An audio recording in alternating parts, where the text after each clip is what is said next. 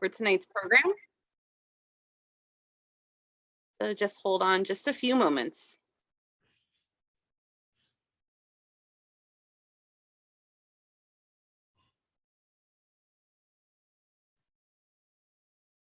Numbers are still climbing. We have lots of people signed up for tonight's program. I think tonight's program is going to be a really great discussion.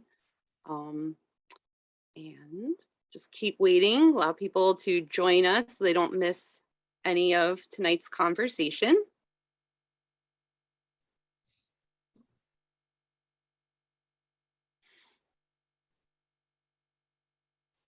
Just a few more moments.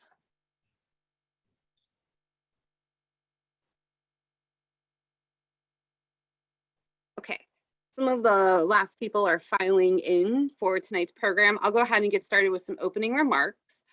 First of all, I'd like to say good evening, everyone, and thank you for joining us for the Hudson Library's special virtual event with Pulitzer Prize winning conservative journalist George F. Will, author of American Happiness and Discontents, the Unruly Torrent 2008-2020.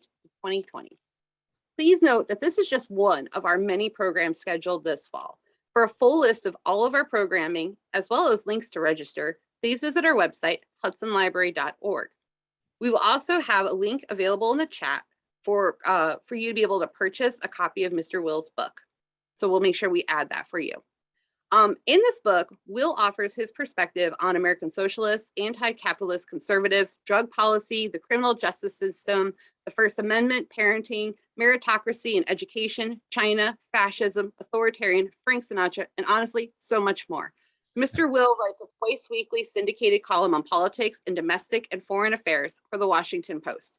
He began his column with the Post in 1974 and has received the Pulitzer Prize for commentary in 1977. He has authored 15 previous books. Joining Mr. Will in conversation is Dr. Matthew Akers.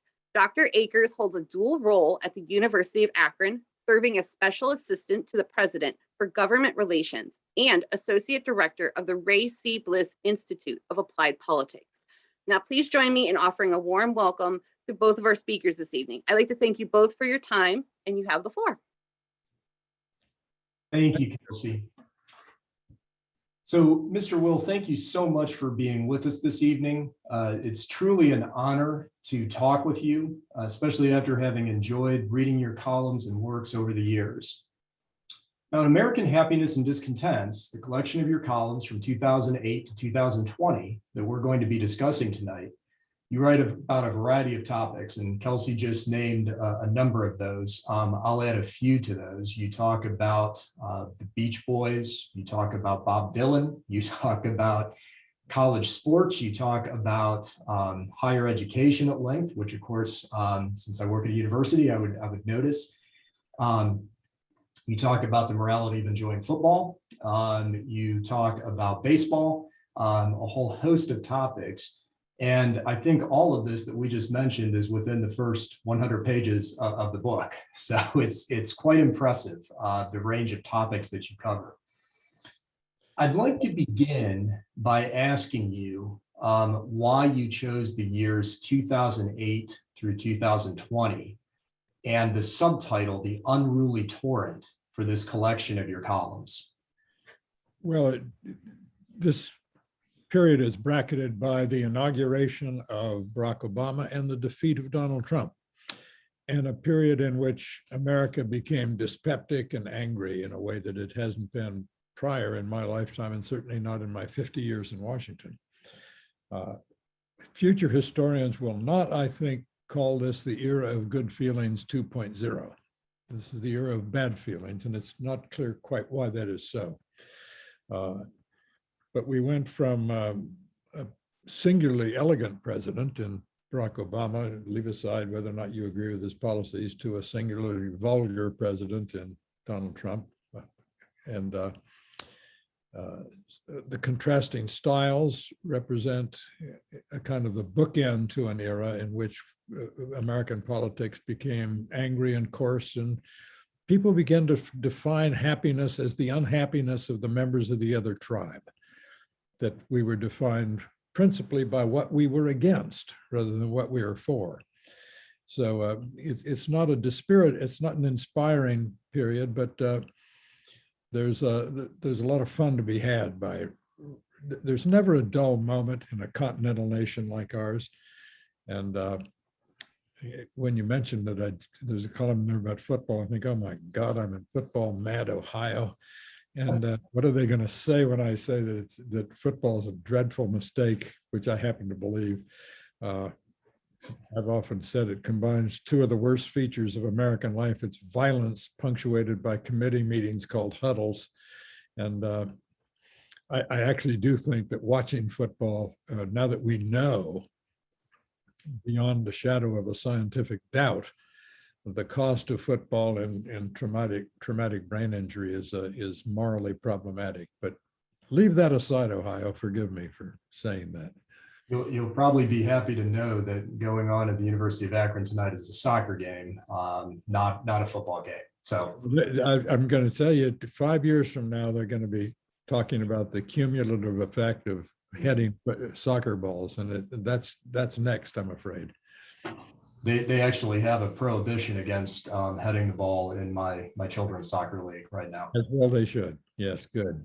You know, one thing though I wanted to touch on, because even in the brief exchange we've had so far, I think you know, you opened up talking about how those years were very kind of dark, the 2008 to 2020, and not a lot of positivity in it.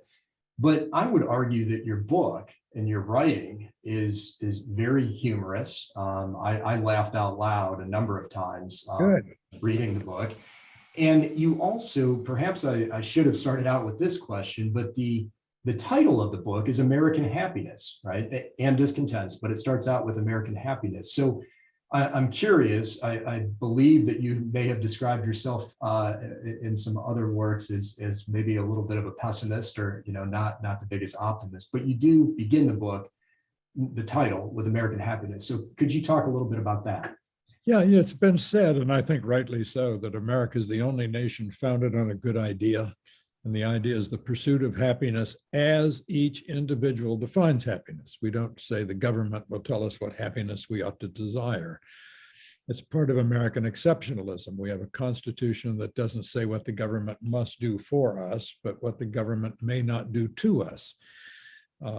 So our revolution was not designed to, and unlike the French Revolution or the Russian Revolution that was supposed to deliver happiness, our revolution was to set us free to define happiness and pursue it. The idea of the pursuit of happiness is important. The pursuit of happiness is, in my judgment, happiness. It's the pursuit. You know, Albert Camus, the great French novelist and playwright and philosopher, wrote one of his most famous essays is called The Myth of Sisyphus. The man who was constantly rolling a boulder up a mountain only to have the thing roll back down. And this strikes some people as gloomy and pessimistic and frustrating. Camus ends the essay by saying one must imagine Sisyphus happy, because it's the strain, it's the struggle, it's the pursuit that matters. And I do think that accounts for the buoyancy of American life, even in times like this. Well, that actually leads me to my next question. Your mention of Camus, and I think just again, the general tenure of our conversation so far. Many of the columns in this book, as well as many of your other columns, refer to books. In fact, they can be read as book reviews. I'm very interested, both as someone who is a reader, or at least likes to think of himself as a reader, as well as, again, for the next generation, specifically my children, but the next generation too. How do you hold to a reading regime today in this age of increasing distractions? I almost look at reading as it's becoming a lost art. So very curious, because again, whether people agree with your thoughts or not in your columns, I don't think anyone would dispute you're incredibly well read. So could you share with us, again, maybe some of the practical tips how to be readers in this age of distraction? Yeah. If someone says, what do you do, Mr. Will? I suppose I'd say I'm a writer, but to tell you the truth, I'm a reader.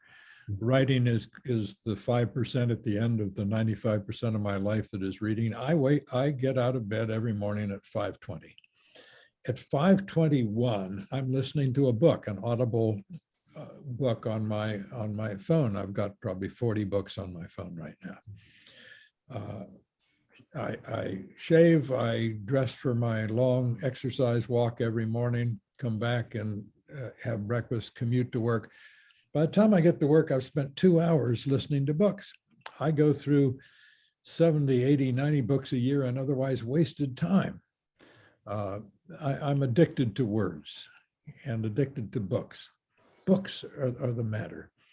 For all the chatter about the new media, internet, Facebook, all that stuff, it seems to me quite clear that books are still what they have been since Gutenberg, the primary carriers of ideas.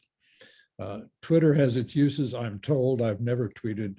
Someone in my office tweets twice a week a little snippet from my 2 columns, but I have never tweeted. I'm told I have a Facebook page. I've never seen it. Books are they were good enough for Martin Luther. They were good enough for Voltaire, good enough for me, Lord knows. And this is important because the conservative movement, as it began to grow after the Second World War, was a very bookish persuasion. Indeed, the first of the canonical texts of the post-war conservative movement was by a man named Richard Weaver, a professor at the University of Chicago, and it was titled, "Ideas Have Consequences."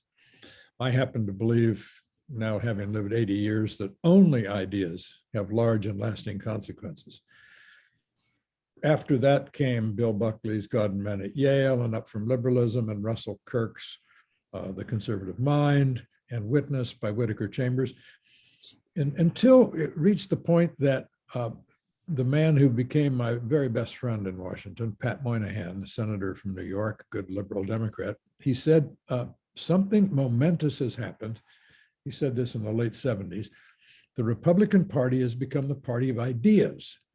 The Democratic Party, that Pat rather regretted at that point, had become mostly a congerie of materially oriented factions, unions, and this and that and the other interest group. And the Republicans really drove a debate of ideas. I cast my first presidential vote for Barry Goldwater, who was a conviction politician. He wasn't a thinker, but he published a book that became a sensation called The Conscience of a Conservative. He didn't write it, but he read it. Let's put it that way. So bookishness became part of American politics, and it still is. And I think that's healthy. I have to add a plug in there, since you mentioned Russell Kirk, and it's the month of October for Russell Kirk's Ghost Stories, and talking about the literary merits. He was, as you've indicated, much more than just a political thinker. He was quite the literary man as well. So, and this may have some redundancy here, but I'm curious, one of your columns in this collection, which I thought was a wonderful point, and I'd never really thought about it before. But you note that while many Americans talk about binge watching, especially during COVID, you don't hear the phrase binge reading very often. So as we become more image and screen focused and less literate, or at least less deeply literate, so some of the authors you just mentioned, people are reading their screens, but I don't know how much they're reading serious literature. What do you think this means for our culture and our country? Well, deep reading, and I have a column on the very concept of deep reading. Reading is an active engagement of the person in a way that someone sitting watching a screen across the living room or in a large theater is not deeply engaged. He's a passive receptacle of a kind of environmental blitzkrieg of stimuli. A reader has to be engaged with the page. He has to follow the author's sentences. And it requires a kind of mental muscles, if you will, to be developed. And it's a society that loses that capacity and loses the desire to develop that capacity is just bound to be different. In the 19th century, if you listed the popular entertainers before electronic stuff came along, one of America's great popular entertainers, not just because he lectured, but because of what he wrote, people read it, was Mark Twain.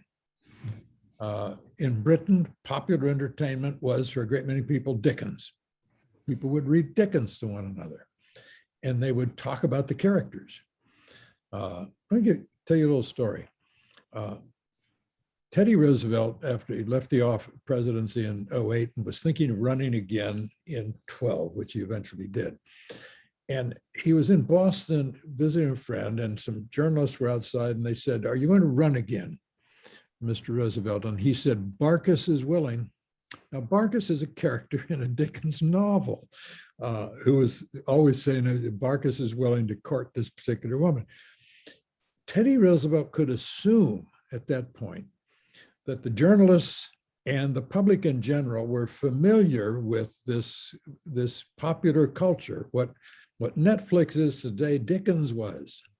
Now, you cannot tell me, I'm a great Netflix fan, there's wonderful stuff on television, but it's different to be a fan of consuming Netflix series and consuming Dickens, just is. And Dickens is more demanding. Let me switch to talking a little bit about some political issues here. One of the sections of your book, you discuss the anti-capitalist conservatives, and you also talk about the socialist progressives. So I'm curious, what are the causes for this joint right and left criticism of capitalism that seems to be prevalent today? Well, capitalism has an enormous churning to it. It's what the great economist Schumpeter called, and he was a great fan of capitalism, called creative destruction. It is creative and it is destructive. That is, along came the automobile, that was creative destruction. It destroyed the saddle makers and the bridle makers and the carriage makers. And people had to find other jobs. Americans have embraced churning and change in a way that European conservatism never has. European conservatism was born in reaction against particularly the turmoil of the French Revolution, but also the revolutions of 1848. And it became a force for stability and stasis of throne and altar, blood and soil kind of conservatism. And American conservatism is not like that. American conservatism, let me put it this way. A witty person once said, the story of the Bible is God created men and women and promptly lost control of events. Conservatives like that. We don't want events controlled. We want the fecundity of freedom. We want the spontaneous order of a market society in which government, which means politics, because government is politics straight through. Government does not allocate wealth and opportunity. The churning of free individuals consensually cooperating with others, that allocates wealth and opportunity. That's American conservatism. And in the phrase American conservatism, the adjective American does a lot of work because it really does distinguish things from the European version. So I think the anti-capitalists today, people are saying, well, we're weary, we're tired. It's too stressful in a globalized world dealing with these forces that are let loose. And they say things that are odd. For example, the North American Free Trade Agreement, which was, in my judgment, Bill Clinton's finest achievement, which he got only because he had a majority of support of Republicans in Congress. Critics say, well, gosh, the North American Free Trade Agreement cost 1 million American jobs over 20 years. 1 million American jobs are destroyed in the normal churning of the American economy every 18 days. That's American life. Now, progressives generally say, well, we want to master economic forces. And that's what makes them appealing to some people. That's what makes them frightening to me. Leave that aside. Some conservatives have now said, well, taking a lesson from the 45th president, who shall not be named, they say, well, we have to get in on this populist recoil, and we will offer capitalism with an industrial policy. We will pick winners and losers. We will do as the 45th president did. We will have protectionism to protect our industries from foreign competition. The problem is this. My grandfather was a Lutheran minister not all that far from Hudson in Donora, Pennsylvania, in the Monongahela Valley south of Pittsburgh. The steel industry in Monongahela and Monessen and all those, it's not coming back. It's over. Sorry, we have to move on. Demagogues can come along and say, I'm bringing the steel industry back to southwestern Pennsylvania. No, you're not.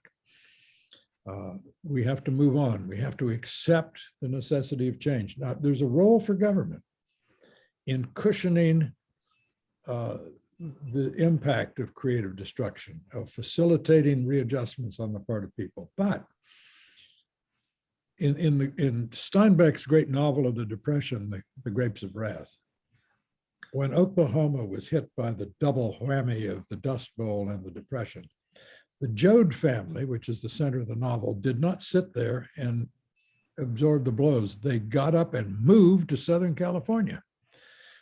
Just in time, they could not have known for the aerospace industry of the Second World War and the Cold War, and so things worked out. But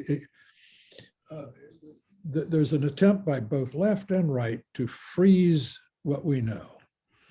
It's an understandable human impulse, but it is doomed to failure. So I want to go back, and I apologize. We're getting some audience questions here, and I'm also looking at all of the books behind you, and I missed one of the book questions related to our previous discussion, and then you just mentioned Steinbeck, so I've got to bring this up. The question from the audience is, which I'm very curious into, how do you choose what to read and or listen to? Your columns, again, cover so many topics, so do you? That's an excellent question. I read probably 90% of what I read is history, and 90% of the 90% right now is American history. We have an enormous outpouring of excellent history. The interesting thing is, I hate to say this to you, an academic, and I hate to say it as a former academic, which I am, and a son of a college professor, which is to say I'm a faculty brat, but an enormous amount of this excellent outpouring of history is written by non-academics.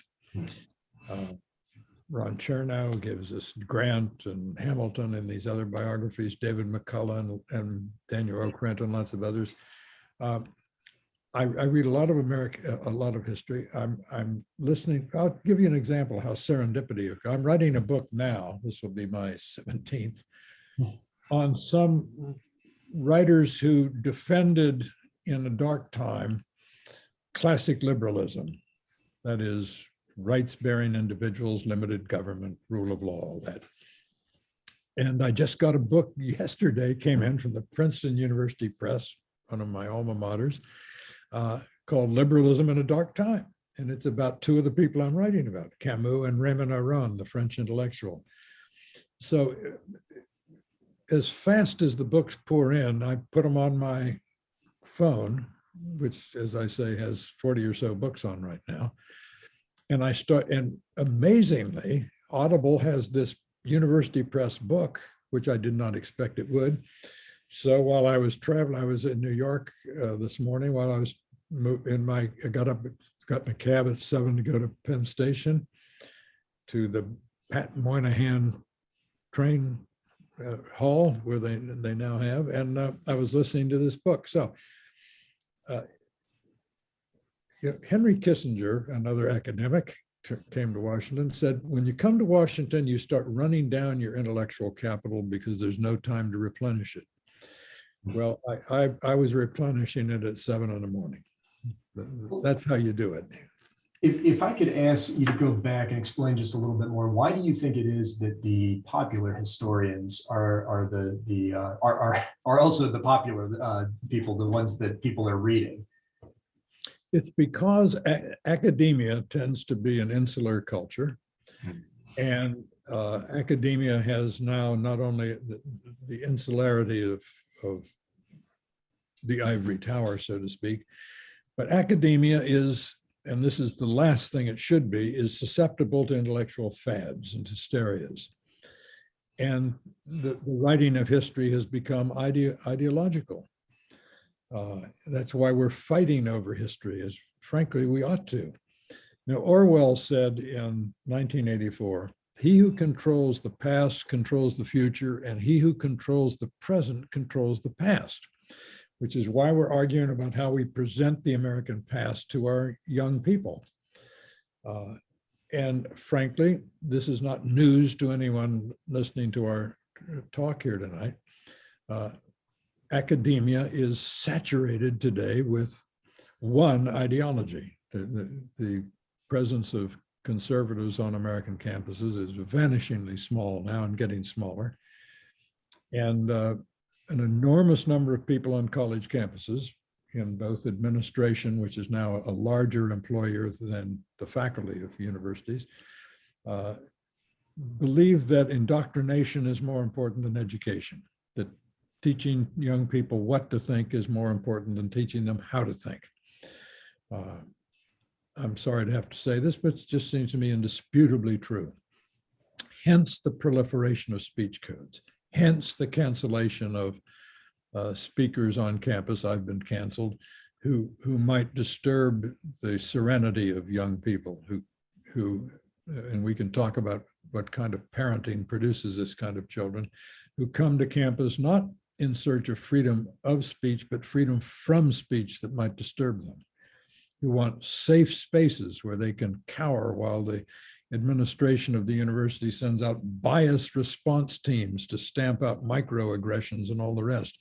It's an absolutely extraordinary thing that we have a risk-averse, self-consciously fragile group of students who are frightened of what universities actually should exist to do, which is upset them.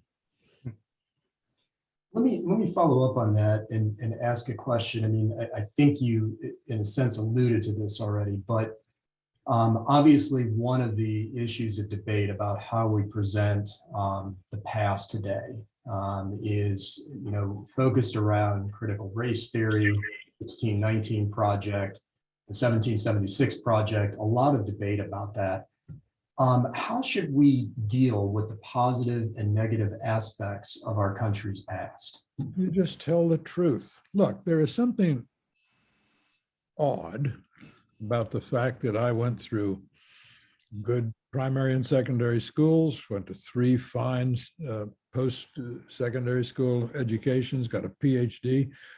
And it wasn't until this year, the 100th anniversary of the Tulsa riot, it was actually a pogrom in the European sense, where whites attacked blacks with enormous ferocity and hideous casualty, that I learned about that. Something wrong there. So in American history, we want to talk about these things. I really don't think there's much reluctance to talk about these things now. Remember Dee Brown's book, Bury My Heart at Wounded Knee? That was about 50, 60 years ago when we began to talk about the collision between the expanding culture of the United States and the Native Americans. So I think we ought to do this. I dispute the idea that we are reluctant to do this. But we ought to tell the truth. But the truth means balance. The truth means not a single monomaniacal narrative that we're now getting. The New York Times, which is a pretty good newspaper and a perfectly awful designer of curricula for our schools, I don't know why it thinks it had any special mission to do this, decided a few years ago to produce the 1619 Project. They said in 1619, when the first African-American slaves arrived in our country, that's the real beginning of America, because, they said, America has been ever since saturated by, defined by racism, which I simply dispute. It's always been a part of our life, but there's been much more to it than that. The crux of the 1619 Project is the proposition, and it was emphasized by the New York Times until they took it down, that the American Revolution was fought because the revolutionaries wanted to defend slavery. It was fought because Lord Dunsmore, the royal governor of Virginia, in November 1775 said that slaves fleeing their masters and joining in the cause to put down the American Revolution would be emancipated. Now, by November 1775, the Stamp Act had occurred, the Sons of Liberty had occurred, the Boston Massacre had occurred, the Boston Tea Party had occurred, Lexington and Concord had occurred. The shot heard round the world by the rude bridge that arced the flood, the banners of April's breeze unfurled. There the embattled farmers stood and fired the shot heard round the world. Thank you, Emerson. George Washington had been appointed leader of the Continental Army. The war was raging before Lord Dunsmore said this. So the 1619 Project is strictly speaking illiterate. It just doesn't know what it's talking about. It was put together, the lead essay was by a young journalist who may be a fine journalist. She's a terrible historian. So one other question kind of along these same lines. This is a question from the audience. They say that the DEI, which I believe is the diversity, equity, inclusion industry, is exploding across governments, college campuses, and private industry, yet race relations seem worse at this time. And the audience member wonders if the Supreme Court will make any pronouncement that race neutrality is a bedrock constitutional principle. The Supreme Court has done this. It did it. It did it as it slowly undid Plessy v. Ferguson of 1896. Plessy v. Ferguson said separate but equal is okay. It took many years to get to Brown v. Board of Education in 1954. And after that, as the Supreme Court slowly took it down, and we firmly established what Justice Harlan in his majestic dissent in Plessy v. Ferguson said, our Constitution does not know castes of color or any other sort. Our Constitution is and should be colorblind. Now, all over America today, campuses are introducing color consciousness into life, racially segregated dorms, special consideration in grading papers and exams for minorities. We're at a point where America has to decide, are we with Martin Luther King and Plessy and Justice Harlan? Martin Luther King saying, we want a country where people are judged by the content of their character, not the color of their skin? Or do we want to go down this rabbit hole into sorting people out on the basis of racial categories and racial tribal memberships? I think the Supreme Court has decided. I mean, this is over. There's a large set of constitutional law that will stop this. As Chief Justice Roberts said in a case arising from the school segregation decision, to segregate on the beta, progressives wanting to allocate people to schools in Seattle on the basis of race. He said, the way to stop this sordid business, his language, the sordid business of divvying us up by race is to stop divvying us up by race. And I think there is now enough constitutional law that we will see this wave of pro-racial thinking and pro-racial public policies is going to recede. Let me turn back to higher education. We've been mentioning it, and certainly mentioned some of the oddities of higher education and some of the criticism. But you also state in one of your columns that our great research universities are some of the noblest achievements of American civilization. But you also say that they're in peril today. So can you talk a little bit about that? Why are these institutions imperiled? Well, first of all, I'm the son of a college professor. My father was a professor of philosophy at the University of Illinois, so I'm a Big Ten brat, you Ohio State fans. My father actually taught in Columbus, Ohio for a little while before he went back to get his PhD at Cornell.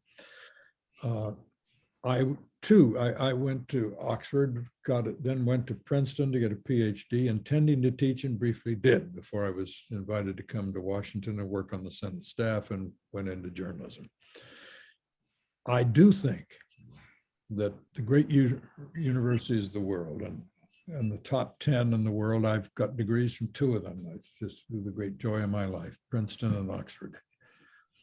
I do believe that these institutions that have evolved through 800 years of ecclesiastical and political thickets are the greatest ornaments of Western civilization because they represent the rule of reason and of a confidence that truth exists and that we know how to pursue it.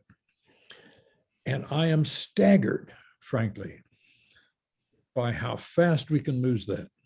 How 1 or 2 generations of people who think universities should be turned into political operations can kick away 800 years of achievements. It's stunning and it's appalling and it's frightening.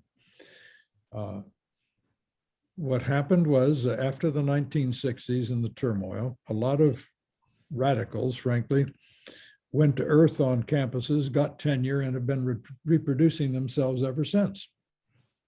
So the idea of a conservative academic is almost an oxymoron these days. Not entirely, but too close to truth. So I'm very worried about this.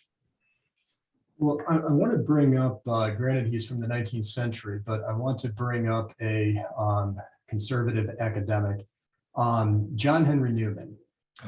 Because in your book, you talk about, I believe it's in the intro, actually, you use the phrase, the idea of a university. Yes. And you say that it is inherently aristocratic and that it is also, the education is not primarily vocational or even practical as is commonly understood. So that to me immediately evoked John Henry Newman's great work, The Idea of a University, and his great defense of classical liberal arts education.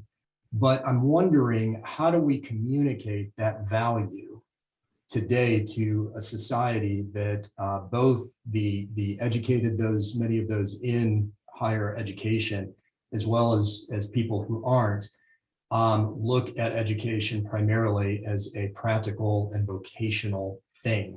It's very hard to communicate that because we're in a populist moment where the idea of an aristocratic values, the idea that some elites matter,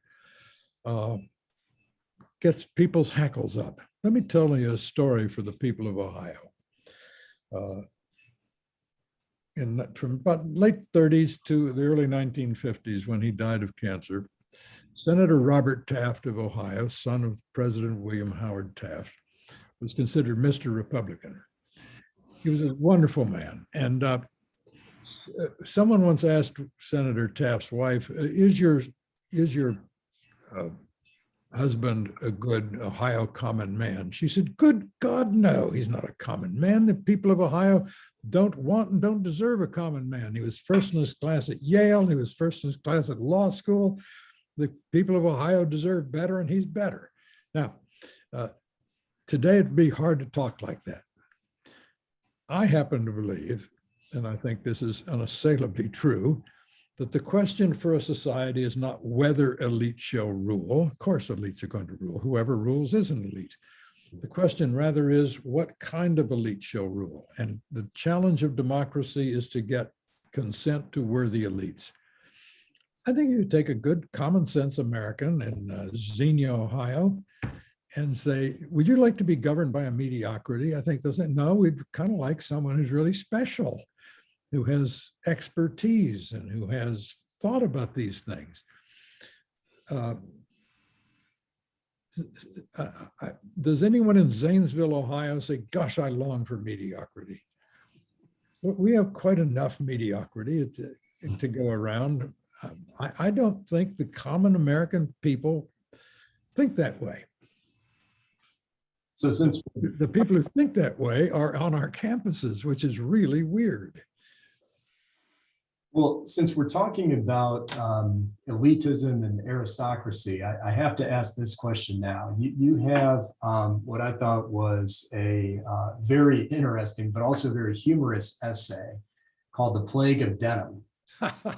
And, you talk about the increasingly slovenly dress of many of us.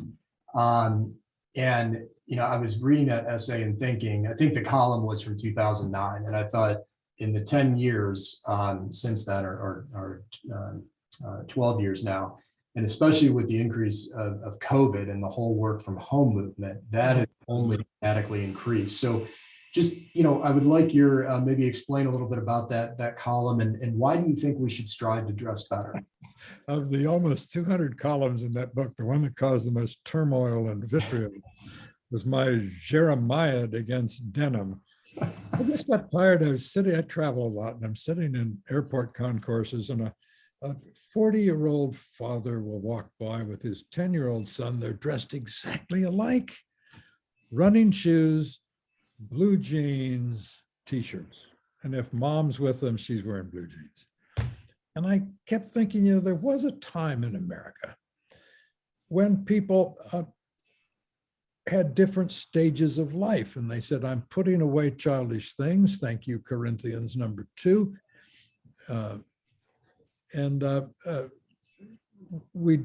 Different stages of life meant different presentations of ourselves, and we stopped being children, we became adults and acted accordingly.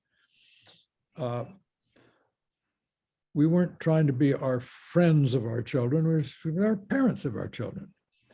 And it seems to me that the presentation matters, the sense that there are gradations in life and we should accept those. One of the, right before I talk about the weird goings on campus, I have a whole bunch of columns on parenting. I just used it, I think it's a gerund is the term for that. The noun parent has become a verb, and something momentous happened when that happened. It seems to me what we've now developed is that we think of parenting as a terrific skill, like mastering differential calculus. And if you do it with sufficient care and skill, you can produce awesome children. Nature, fine, but nurture is everything, really. And this gives rise to a theory called parental determinism, that if parents are really sufficiently attentive, if they're helicopter parents hovering over their children at all times, you can produce awesome children, and we'll all live in Lake Wobegon, where all the children are above average. And you can put your child on a trajectory to Princeton and then Goldman Sachs if that's what you want. Who knows? Who cares? But you can determine the trajectory of your child. The trouble is, we produce a kind of bubble-wrapped children. They are protected from all slights to their self-esteem. They never have unsupervised play. When I was growing up in Champaign, Illinois, in the late 40s and early 50s, I'd get up on a summer morning and I'd go banging out the back door, and my mother'd say, come back at lunch if you want lunch. Otherwise, come back at dinner. And we'd go out and play together. We didn't have supervision. We'd have fights and disagreements. We'd work them out. That's called growing up. And at least it used to be. I'm not sure what growing up amounts to anymore.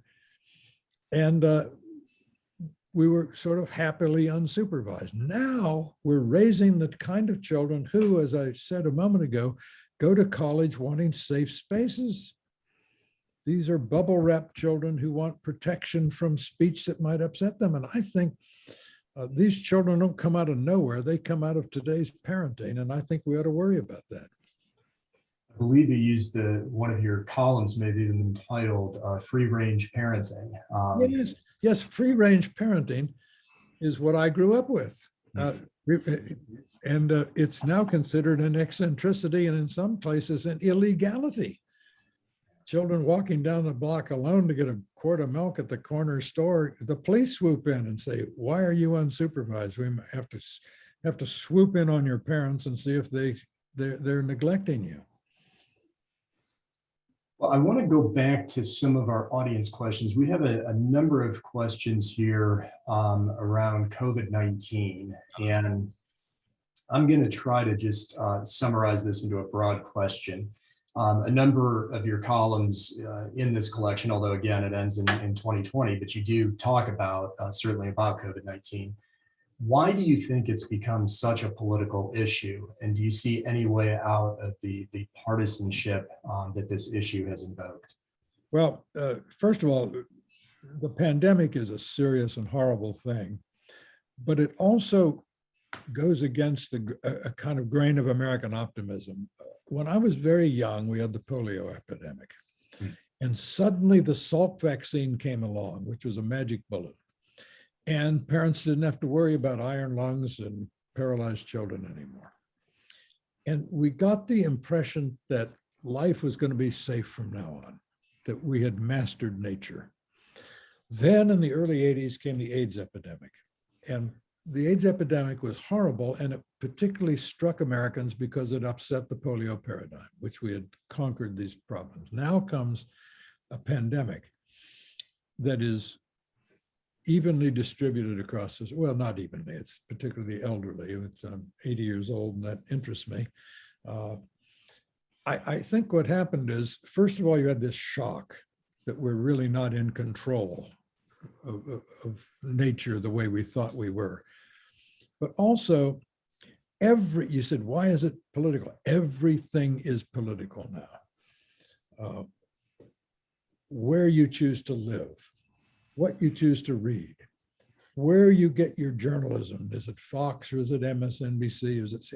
Everything now is political. And when everything's political, any big event like a pandemic brings out on the one hand, people on the left say, we believe in science, science says X, do what the scientists say. And the people on the left, I think, have a somewhat primitive understanding of science and its uncertainties.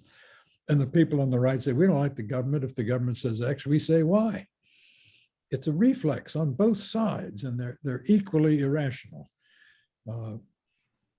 But it goes back before that, it goes back to the fact we have to understand that this is hardly the first pandemic. There have been as many pandemics almost as wars in human history.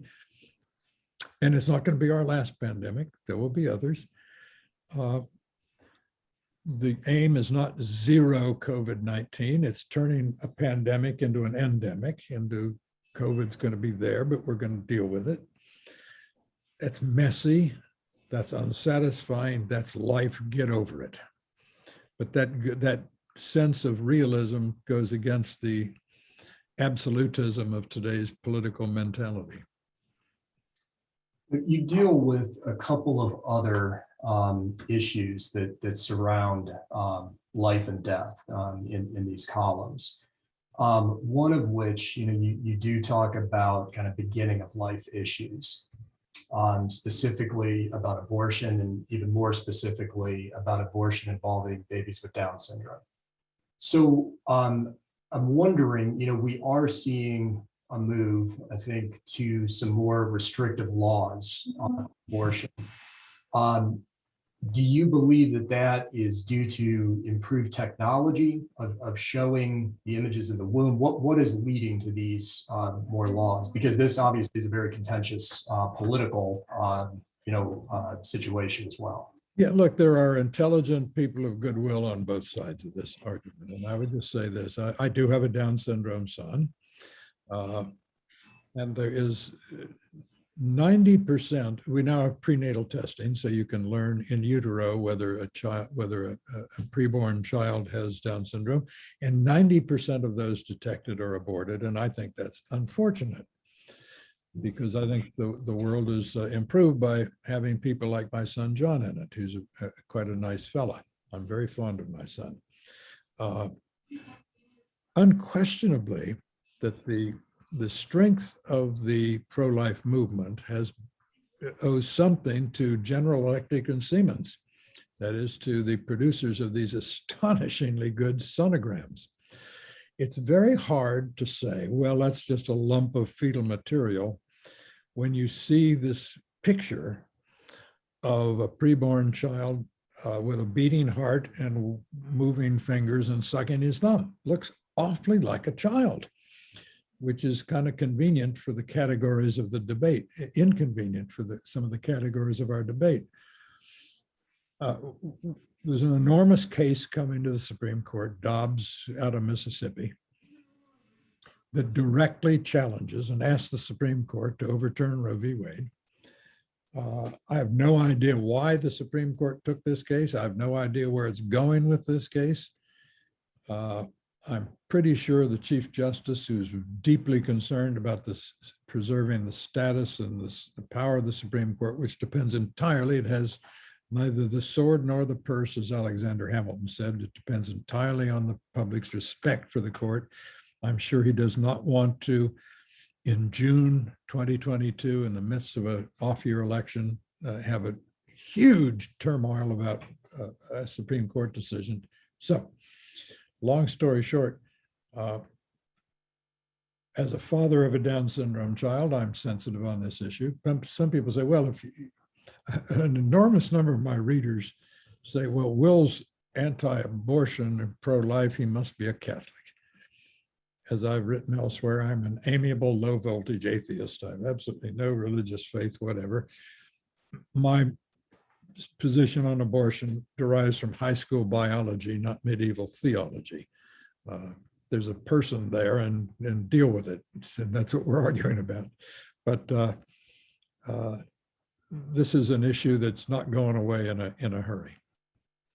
Let me ask you about another life issue here, just going to the other end of life, because you also talk about those with terminal illnesses who wish to end their lives before the terminal disease kills them. Do you believe that we should liberalize our laws regarding physician-assisted suicide? Yes, I do. Some people say, well, gosh, he's pro-life, but not at the end of life. Well, no, it's the same principle here. We now have such competent medicine, and I don't think Americans quite appreciate how recent a phenomenon competent medicine is. 100 years ago, there was almost no competent medicine to speak of. Medicine could make you more or less comfortable while nature healed you or killed you. In 1900, Americans spent twice as much money on funerals as they did on medicine. Medicine was such a small part of our national economy that if we'd had national income statistics, which we didn't, it wouldn't even have shown up. Today, the American healthcare sector is larger than all but 18 national economies in the world. So medicine is an enormously competent thing. The problem is, it is skillful also at prolonging life. Now, that's a good thing up to a point. The one thing we know about all life is it's going to end. And there are enormously difficult bioethical questions about what to do about the end of life. An enormous amount of our healthcare expenditures are not really healthcare. They are death preventing expenditures in the last 6 months of life. And it seems to me that there's nothing wrong with people saying, when they're mentally competent, I'm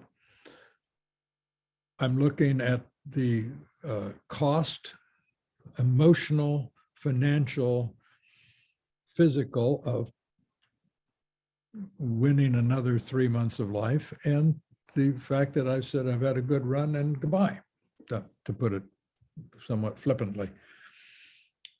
So it seems to me that this is an area of human autonomy that ought to be defended. So we are getting down to the last 5 minutes here of our time together. So I do want to move along here to, and I'm going to combine again some questions here. I do want to read a very short quote because I don't feel that given the audience here who may not have had the chance to read your book yet, a feel for the prose that you have. But you talk about Bill Buckley, the great conservative thinker, journalist, founder of National Review, and you write, from the creative clutter of its Manhattan offices flowed the ideological electricity that powered the transformation of American conservatism from a mere sensibility into a fighting faith and blueprint for governance. So that's just one example. But based on that quote, I'm wondering, obviously, Bill Buckley has passed. Do you see any publication or any conservative think tank today kind of filling that role of Buckley? I guess no, and that's the sign of the health of conservatism. I mean, when Buckley was it, he was it because there was nothing else. And largely due to Bill and the forces he helped nurture, there are lots of think tanks. Conservatives said, look, we don't have, academia is not hospitable. We're going to develop our own conservative intellectual infrastructure. American Enterprise Institute, the Heritage Foundation, the Cato Institute in Washington, all of these. No one person or institute dominates it. And as I say, that's a sign of conservatives' health, is that it's not dependent on any one person or institution.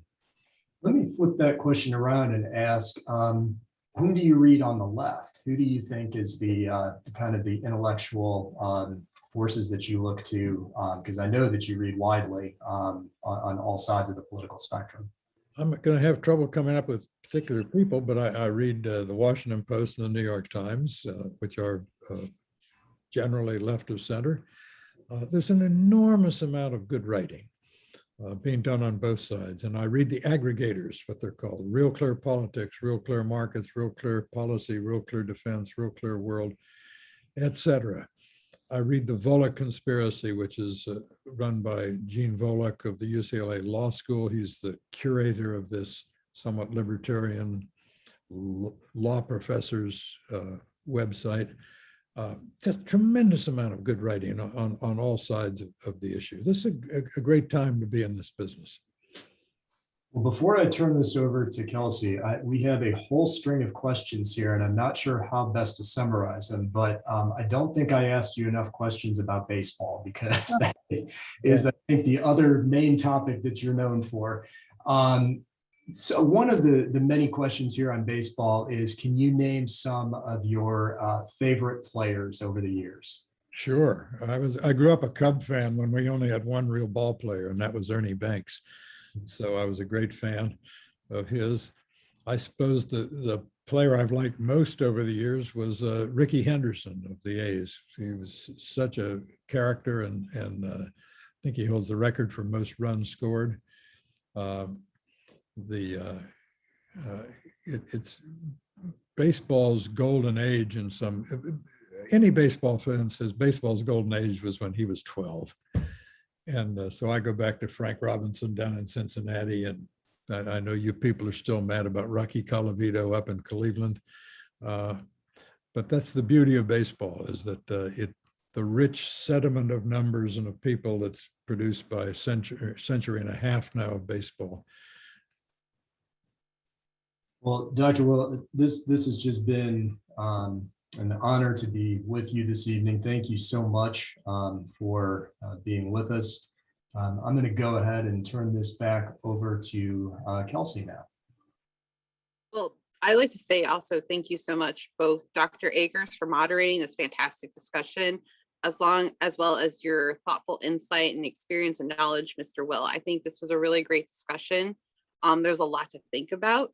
And you really just touched the tip of the iceberg, really, because this is a massive tome, over 600 pages, more into the thoughts, insight, and wisdom of Mr. Will. I encourage everyone to pick up a copy, whether it's from your local library or purchase from the Learned Out bookshop here, or your own local bookshop. So again, thank you everyone for spending your Thursday evening with us. And thank you, Dr. Akers and Mr. Will. Thank you so much. Thank you very much. I enjoyed it. Take care, everyone. Have a nice evening.